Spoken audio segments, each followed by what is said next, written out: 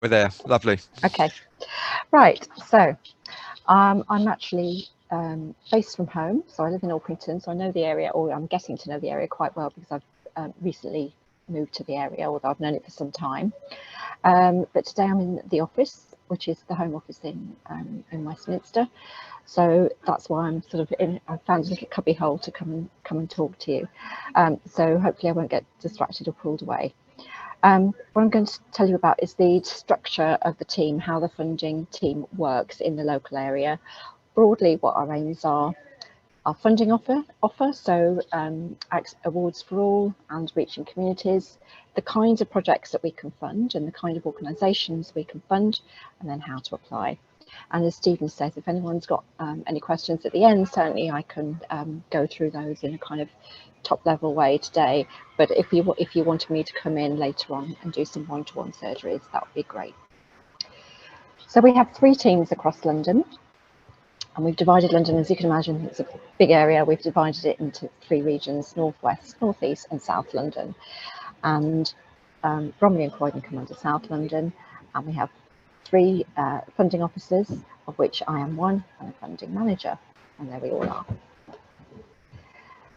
So the Community Fund has about £30 million to play with, as it were. And we send that £30 million to good causes every week, and around £600 million a year across the UK. And we're a very flexible funder. We're what we call a relational funder. So we like to build a relationship with our grant holders and with the people before they become a grant holder as well. So people like yourselves. And that means that we're able to be flexible and respond to unusual situations, if you like. So, for example, the corona pandemic was one, and then more lately, some of you might have seen the headlines in Third Sector magazine that we are talking to our grant holders and offering a 10% uplift to respond to the cost of living crisis. So that makes us quite perhaps a bit more flexible and more informal perhaps than a lot of funders it might have come across. So the money that comes into us is basically to support communities and people to thrive. So we want to support projects that matter to communities, and that means that community might be your local community, it might be a geographical community, it might be a community of people in Bromley, it might be a community of older people, people over 65 or whatever, it might be an ethnic community, it might be a school community. But the idea is that the funding proposals that come in support a community, and that the idea and activity that the proposal is about has come from that community. So we're very much in favour of people coming to us with the ideas themselves. And that's where our aim to create that sort of strong funding relationship, that informal relationship, if you like, comes in, because we want those communities to become stronger and more connected. So I'm not going to read each slide to you. All of this information is on the website, which I'll give you the links for at the end. But I'll just go through each slide and kind of place what we're about and give you a little bit of detail behind the scenes.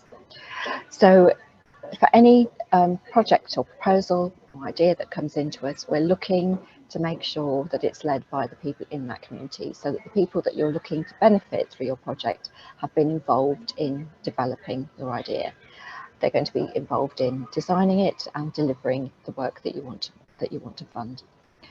And in that way, you're bringing the strengths of people in your community to bear on your project. So we want very much those ideas to use the knowledge and the skills and the experience that are on the ground, if you like. But we're not seeing people parachuting those things in, but it's coming from the ground up. We also want to see projects that are very connected within the community, so that you're aware of other people, other organisations that you can connect with, again, to bring those same benefits to members of the community, and that you're aware of the work other organisations are doing, and that you're working together. So these are the kinds of things that we look for in any proposal. And these are the things that are on our website. These are very much the threads that we look for in ideas that come to us, in proposals that come to us. We're looking to support people to strengthen those relationships within and across their communities. We're looking to support people to improve places and spaces. So the places and spaces that matter to them could be a physical space, park or a community centre, or it could be an online forum. So we have funded projects that have brought parenting networks together, refugees and asylum seekers together online, so, and particularly, as you can imagine, during COVID. So it's about that shared place and space. And we're also looking for early intervention projects so that we're tackling problems and disadvantage at the very earliest stage.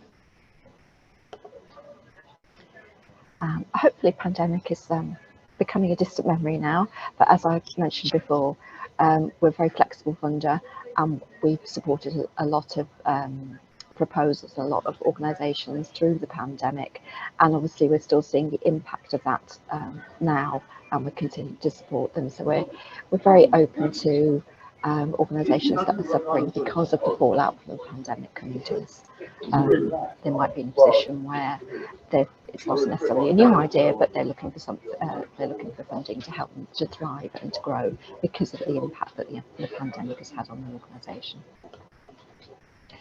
So I'm going to talk to you. There are lots of programs out there, but I'm going to talk to you about Awards for All and Reaching Communities.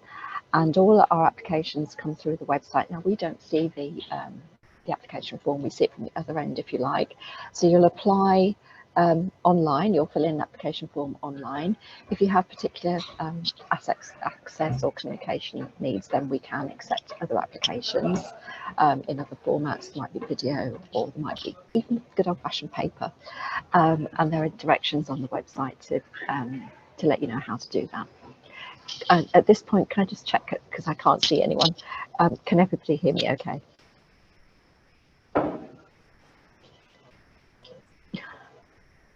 Yes, thank you. Yes, we can. Oh, you can? You. Right. Yes, thank you. We had to unmute ourselves to let you know. Okay, thank you. Right. I'll go back to where we were. Okay, so Awards for All is for applications for grants up to £10,000. So as you can imagine, that's a simpler and perhaps more straightforward process. They're both very simple processes, but Awards for All, being up to £10,000, will take less of your time. So we can give grants from £300 up to £10,000 for 1 year. So your project should only take 1 year. We don't, as I said, we don't see the application form. So you need to imagine that the answers that you're giving are pulled out by the system, and they're presented to us in a different way so that we just get all the information. So when you're answering, this is less the case in Awards for All and more the case in Reaching Communities applications. But when you're answering the question, if you can be as full as possible, imagine that we only see what you're telling us, we don't see what you are asked, if you like. In the case of Awards for All, you can only apply for one at a time in any 12 months, but it's a rolling programme, so you can apply at any time of year. There's no calendar deadline, and there's a question that you will respond to online, and that decision whether or not you've been successful will typically come back to you within 12 weeks, within 3 months. In the case of Reaching Communities and partnerships, so partnerships is simply where you've got together with another organisation and you're putting in a joint application. We can fund you to the tune of 10,000 or more, up to 500,000 in fact, and we will fund projects that run for more than a year, so it could be up to 5 years. And again, it's a rolling programme. You can apply at any time of year. Again, it's an online application, and again, other formats are available if you have particular needs. But in this case, the form is quite a bit longer, and if you're successful, then you are really at the start of a relationship with your funder. So in the case of Awards for All, you're not monitored in the same way as Reaching Communities grants are monitored. So in the case of Awards for All, there's a sample taken from each grant to be monitored, and the funding officer will come back to you at the end of the grant, or perhaps before it finishes, and just perhaps ask you to demonstrate how you spent the money, what your outcomes were, that kind of thing. But there's no formal end of grant report for Awards for All, unlike Reaching Communities. So Reaching Communities, generally I would say our average length of grant is probably 3 years, and we would have 6 monthly monitoring points across the duration of the grant, and an end of project or an end of grant report would come in. And we would talk to you about that. We would want to see more detailed budgets and records of spending. But we're very friendly people, and we can help you sort those things out if you don't have experience of that.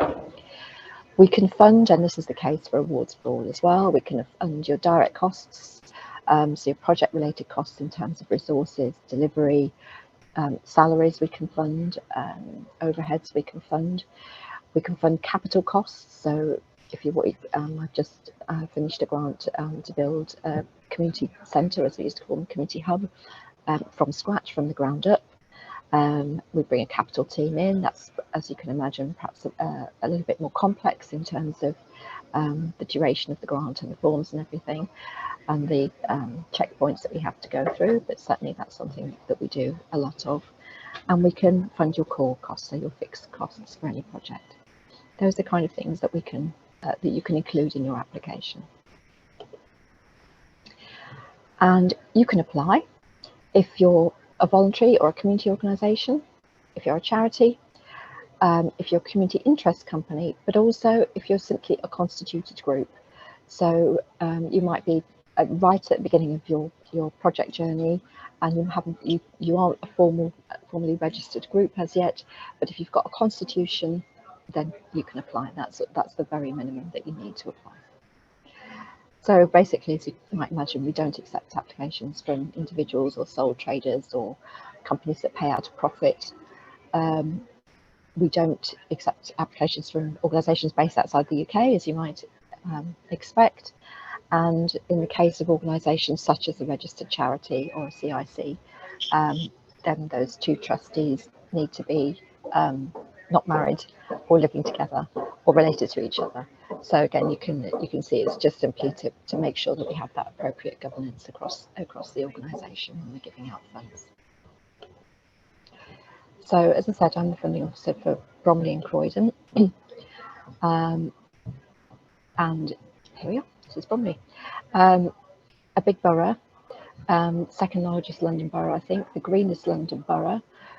Lots of areas that are areas of deprivation. Excuse me.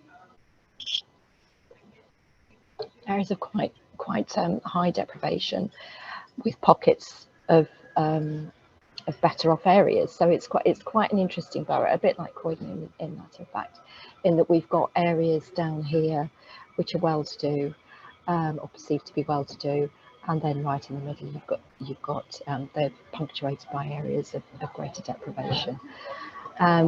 As I said, it's an undersubscribed patch, so we have far fewer applications in from Bromley than we would like. In contrast, Croydon, perhaps more densely populated, is an oversubscribed patch, so the pipeline is more competitive in the case of Croydon. So before we do that, I just want to tell you a little bit about how you can find out what other projects are funded in the local area, and I'll share these links with you. So it's useful to have this information. This is information that we look at when we assess a grant, and I'll tell you about how we do that process in a minute. But if you're coming in with a project and you want to find other organisations or other projects that are working in a similar area, then these are two sources of information. First of all, there's the link here which takes you to all the grants that we funded in the local area, and then this one here, Grant 360, is about grants that have come from other funders in the area. So you can go in, you can see who's done what, You can look at what's been successful, and it might be that you want to make connections with those local organisations, perhaps just to get some help on preparing your own project, or perhaps you're looking for a partner to prepare a project with, to deliver a partnership proposal. So what happens is, this is the process for reaching communities. So you'd go to the website, you check that you're eligible, that you're a constituted group or a CIC or a charity, but your trustees don't live together and they're not related, and you apply online. Now, what happens to that behind the scenes? It's your application is then allocated to the funding officer for that area, and as I say, we don't see the application form. We simply see the information that you fed into it, and it's pulled out by the online system and presented to us. So we take that information, we have a look. We might come back to you if we've got a few questions at this stage, but at this very first stage, it's more usual that we go on the information that you've given to us. We'll do some desk-based research, and each funding officer will then prepare an assessment on the basis of the information that they've either gathered or that you've put in your application form. And that assessment is then taken and discussed at a team meeting, at the local team meeting. It's a very collaborative affair. The decision to fund a proposal or not to fund a proposal goes through a couple of filters, and those are all collaborative filters. So no single funding officer has responsibility for that decision. It's taken as a team. So it goes through that first process to the local team.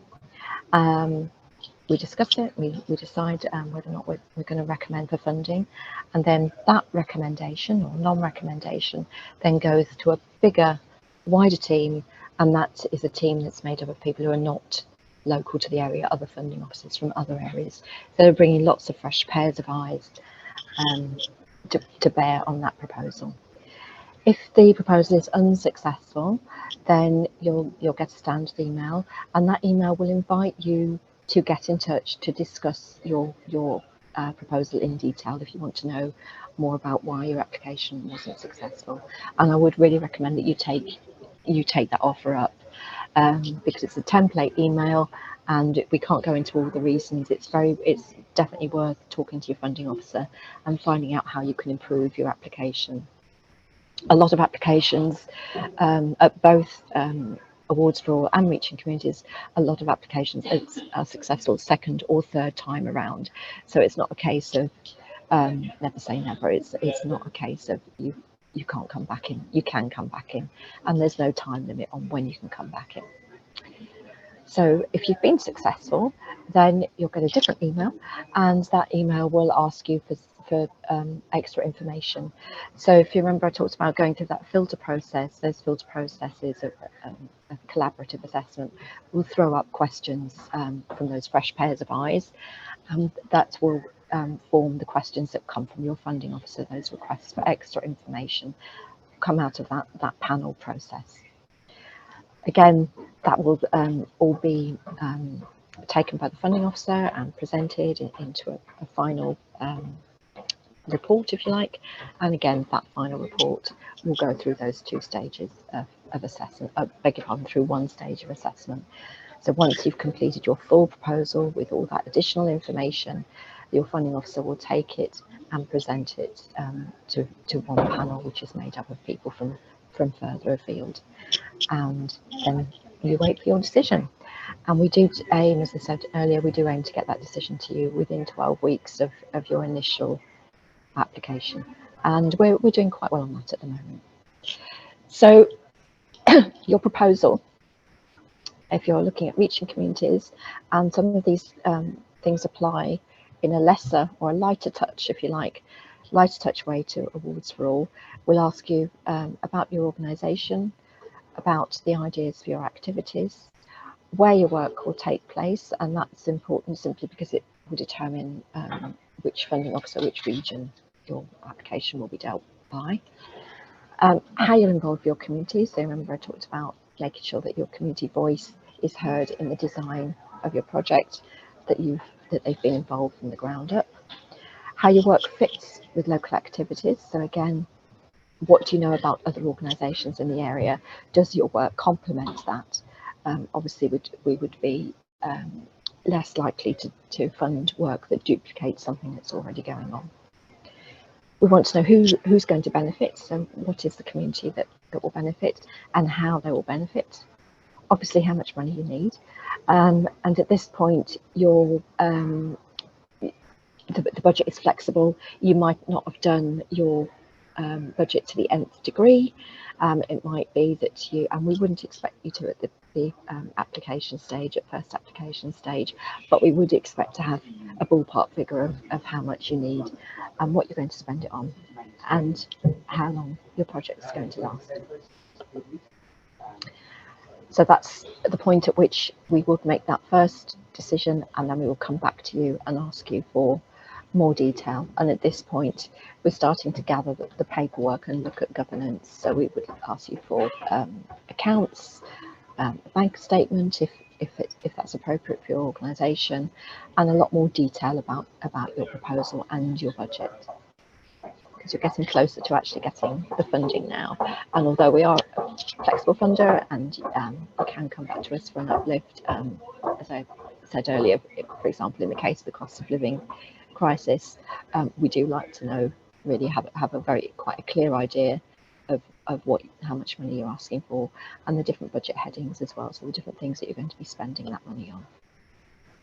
And if you're successful, then you'll get a successful email, and you'll get an offer letter which you need to sign and return, and then you need to start your grant within 6 months. And then, as I mentioned earlier, we'll get this grant reporting, this monitoring system in place, and that's very light touch. Usually it's every 6 months. It consists of a bit of a phone call, a bit of a Zoom meeting or a Teams meeting, perhaps a visit if we can. And then at the end of each year and at the end of the grant, we'll ask for accounts and a written report about the difference that the funding has made or is making, how the money is going, and obviously that's an opportunity for you to tell us if you needed an uplift as well. So, so those are the two grants that I'm involved with. Those are the two grants that I've told you about today. I'm involved with the Reaching Communities grant, and the Awards for All grant is for up to £10,000. So I will share all these links with you at the end of the session through Stephen probably, and you can find all this information online. But as Stephen said, if there are any questions now, I'm happy to take those, and I'm happy to come in and talk in more detail about any ideas that you may have. Excellent. Thank you very much, Tricia, for taking us through those two grant programs. I think it's very, very helpful. Hopefully it looks as if it's a process that is manageable for you if you've been put off in the past because it might look very complicated. Hopefully you're reassured that it's not too difficult and there is support and help out there. And if you've been unsuccessful, there's nothing to stop you coming back, building on the advice, feedback you get back, and having another shot at it. And you can keep doing that. So we've got 25 minutes left. So I'm very happy now to throw the session open. If anyone has got some questions or potentially got some projects they'd like to put out there, please let me know, and we'll take you one by one. The first hand I saw was from Trevor. So Trevor, if you'd like to ask your question. Yes, thanks very much. And thanks very much for the presentation. All very informative, good information. I don't know if it's been sort of mentioned to you at all, but Bromley Council has recently announced what it started out as a Platinum Jubilee sort of fund for projects in green sort of spaces. And I'm the treasurer of Friends of Kelsey Park, who are formulating a bid for a community sort of garden. So we don't know if we'll be successful with that yet. They've deferred the deadline as well for submitting the bid. But it's the sort of thing that, would that classify as something that's already funded? Because obviously a community garden, once established, we hope it's going to run indefinitely. And in 3 years' time, the people using it, etc., may say, we'd like to do X, Y, Z in the community garden, and the funds may not be available from Bromley Council or from our own sources. So how would that be sort of classified against the criteria that you have? That was yeah, that's fine. So a lot of our grants, a lot of our Reaching Communities grants for the bigger amount are what we call continuation funding from something that started under Awards for All or another grant.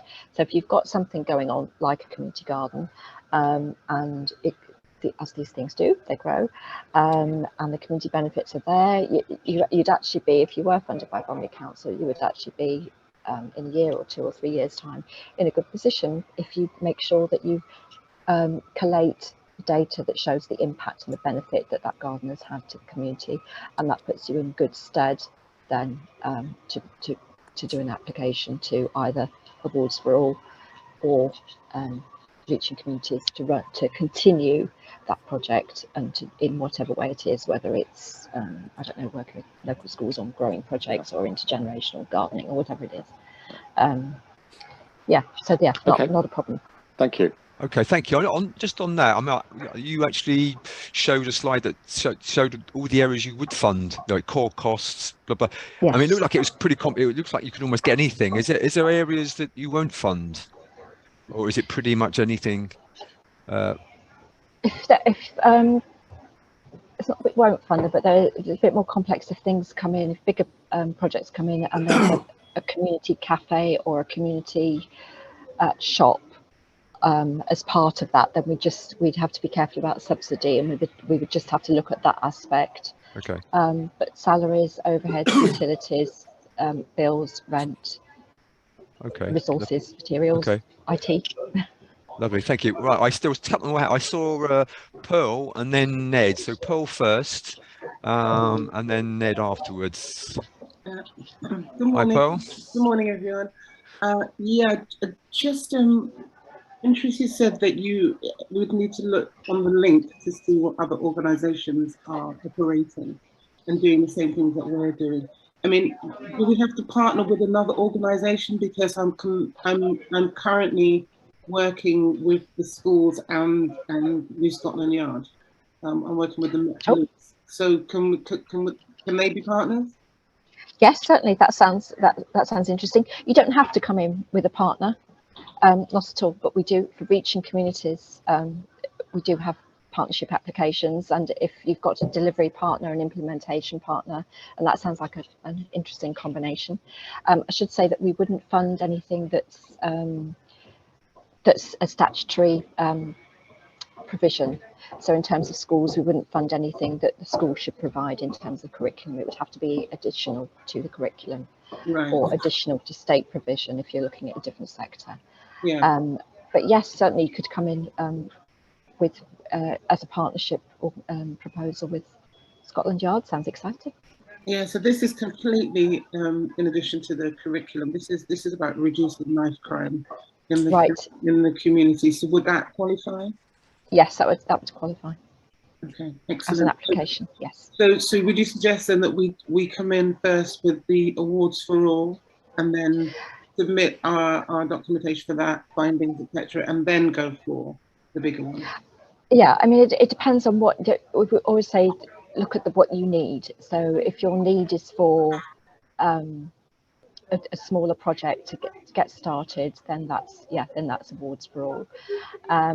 And as I say, I've had projects where they've had 2 or 3 Awards for All, successive continuation funding for the same project, and they've built confidence and collateral and data, and then they've come in for Reaching Communities for a bigger amount and a longer duration. But it's about the needs of your project, really. So design your proposal around what you need. We would look at how we need to have confidence in in the sort of capacity of the organisation to deliver. So a Right. partnership proposal can strengthen that So if confidence. we're already up and running with basically Right. the smaller project, we've been funded by Tesco to do it. So, Right. so that means we could just leapfrog and go straight to reaching communities. If you've got, yes, I mean, if you want to make a time to talk about it in more detail afterwards, that's fine. But that Lovely. sounds like, yes, you could. Okay, thank you.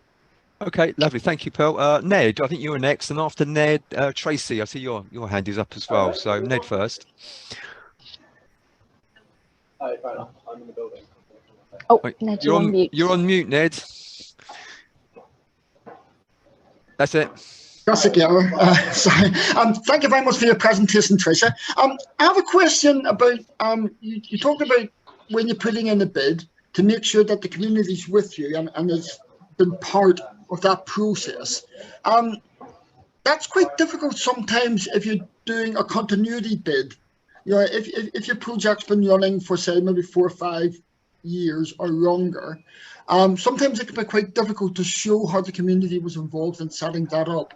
But like what the gentleman was talking about with Kelsey Park, how do we address that problem? You know, if we've been going for a number of years, and the young people have been involved from the start, but a number of years have passed, how do we get around that issue?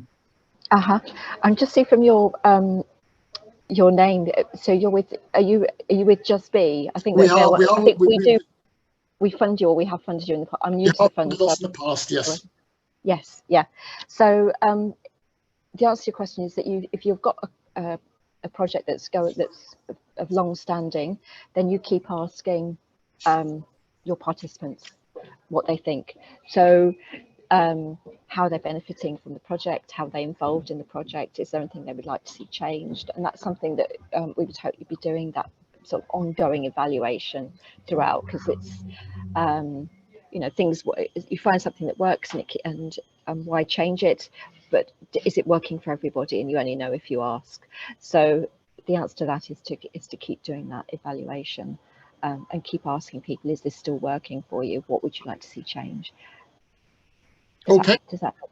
It does. I mean, we have been doing that in the past, and we were rejected for a continuation of our grant on that basis. So I'm just trying to work out how we go forward. But that's helpful. Thank you.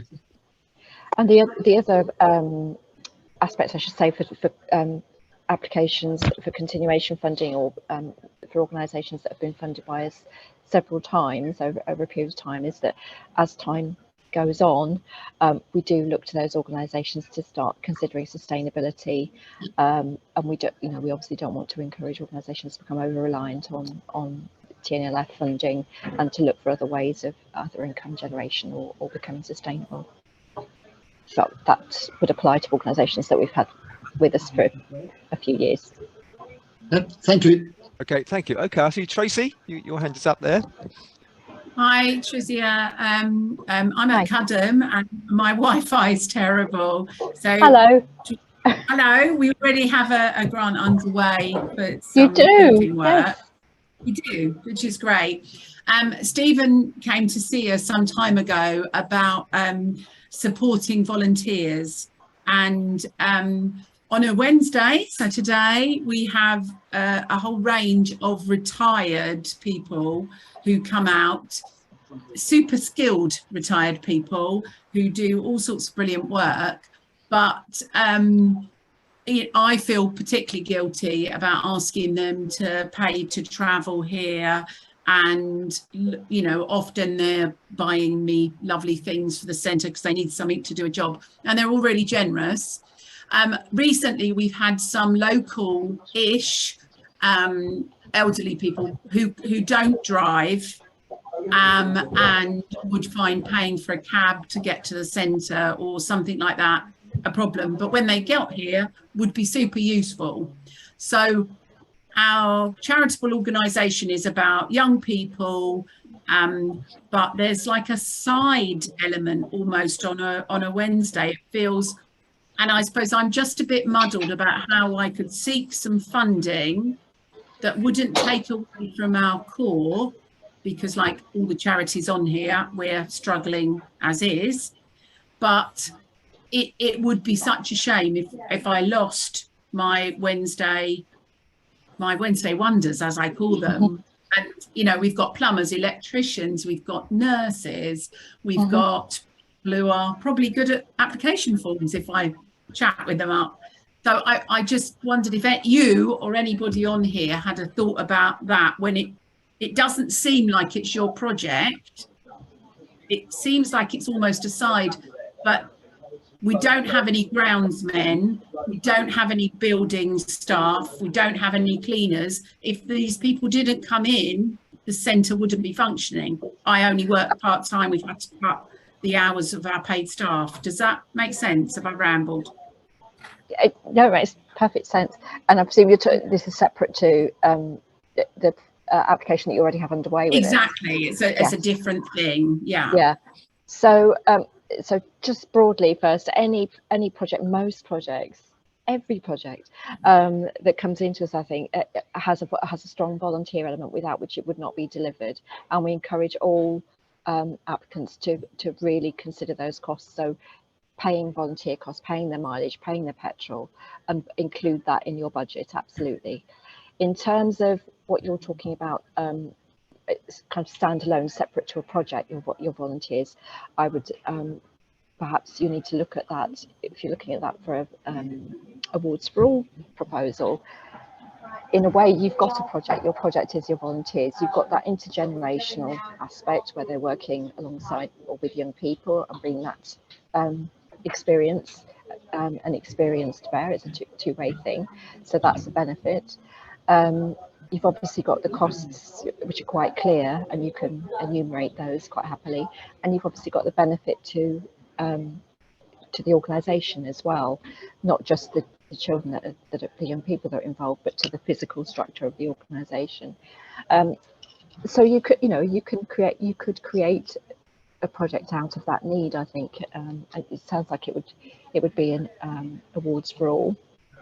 And remember that on the slide it said, I didn't say it, I didn't repeat it, but the application for awards for all goes up to £10,000, starts at 300, and it goes across the year. So your costs the kind of costs that you're talking about may only come in at half that for the year. I don't know, but if you enumerate them and it's the benefits to the community that any project needs to really focus on. So yeah, I would say that if you put that in to awards for all, definitely.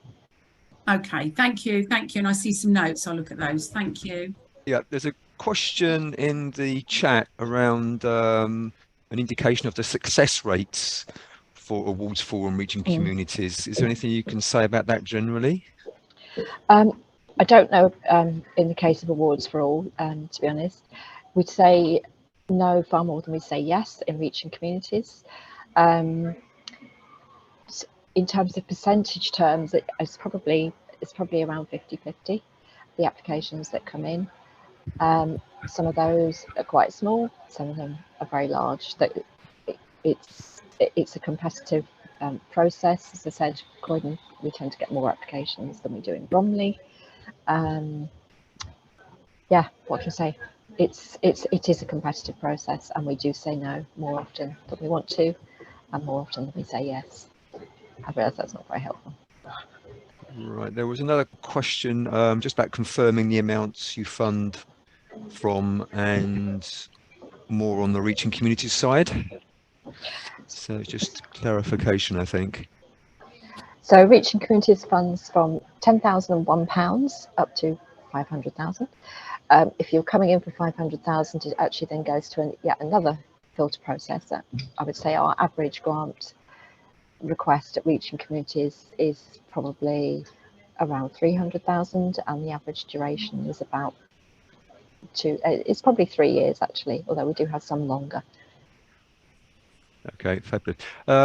Pearl, is that your hand from your first question, or do you want to ask another question?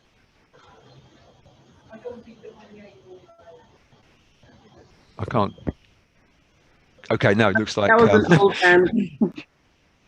Looks like Christopher has joined us, who's the Chief Executive at Community Links. Christopher, did you want to add anything? We've had the presentation and we've had a discussion around what people might be putting in for. Is there anything you wanted to add? Not really. I missed. Apologies, Trish, that I missed the session. We're in the final phases of two schemes really. One, the distribution of funding for both Bromley and Lewisham, where we had delegated authority. So I need to catch up with you in relation to that. So if you've got a phone number, if you could forward that to Steve. There's one or two questions just about the reporting that we need to go over, but that's gone very well, to be fair, and part of it is thinking about how we can build on that moving forward. But no, thank you for attending the session today, and it's brilliant. We're also involved in, I suppose, for some of the other participants, this focus has inevitably been on the lottery, but one other thing that you may wish to think about, and this is for Bromley organisations only, is that there is a separate fund called the Innovation Fund, which is distributed by the London Borough of Bromley with around health and social care priorities.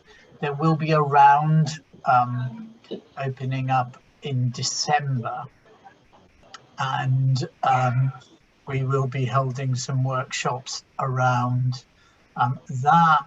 Again, for that you can apply for up to 50,000, and so some of the bids that we've had in the last round, we will be engaging with those just to think about, actually, is there an alignment with, for example, Awards for All, because there probably could be. And equally, we will work with partners there. It may be that they can potentially big up the Innovation Fund.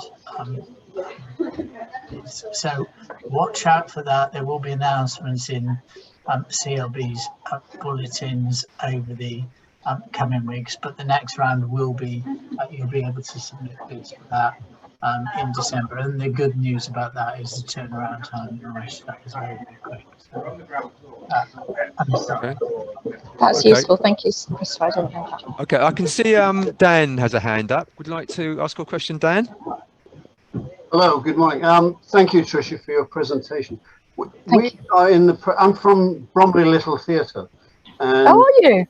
Yes, and we Sorry, have. it's an interest of mine. Sorry. Okay, that's good.